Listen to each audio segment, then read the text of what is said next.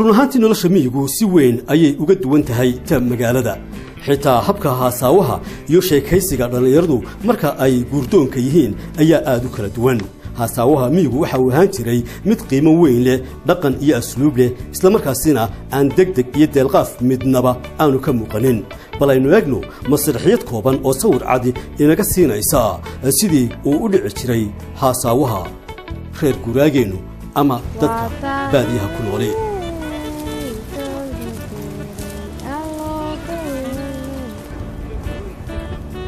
inantaa waan ku salaamay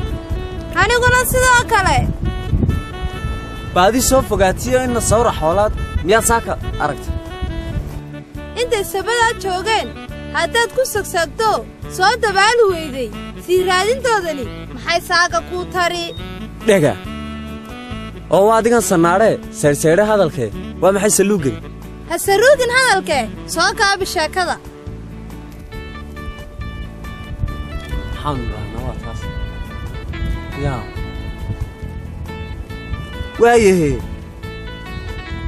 waayahe sideedaba haadee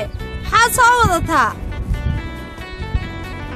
xaajo soo jireenaba sahwi igu abuurto saakaan kuu wadaayo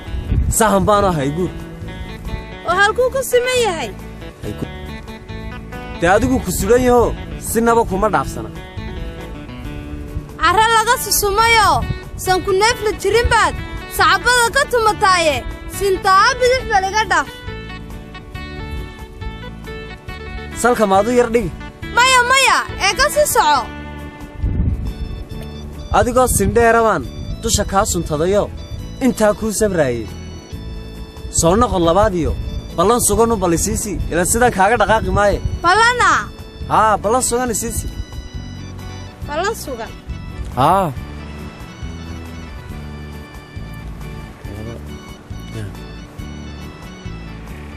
waa inoo sannadkaa sannadkiisa markuu roobku soo to'o oo iyo xaggee ilaa yadda meesha reerkaygu u guuro ood soo heshid inkastoo simanay sannad buuxaad qabatoo sii fogaysay ballankii ha yeeshee sideedaba dantu seete weeye waa inoo sidaa timi dee kolay nin dani waddaan ahee si aan kugu soo helaba reerkiinna iyo halkiid u guurtaanba dee waan ku soo heliye iminkana waan sii soconna nabadgelyada waaye nabaadtiin ninkan dabcan xoolan taajir ahay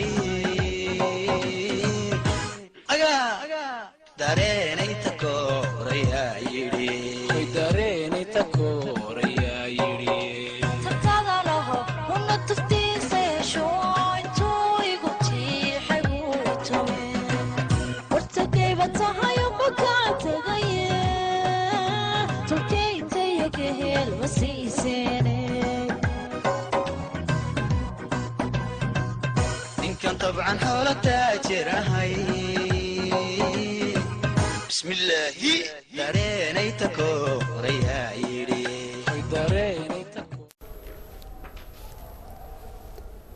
markii sanadkaasi ay inantu qabsatay uu dhammaado amaba muddadii kale ee lagu heshiiyey wiilku waxa uu soo raadsadaa qalanjadii uu calmaday haddii ay xaajadu markan is-afgarad iyo guul ku dhammaato wiilka guurdoonka ahi waxa uu yimaadaa tolkii inantu ay ka dhalatay halkaasi oo inantii loogu hibeeyo laguna daro waana dhaqan ab iyo isir leh isla markaasina huwan anshaxa iyo maamuus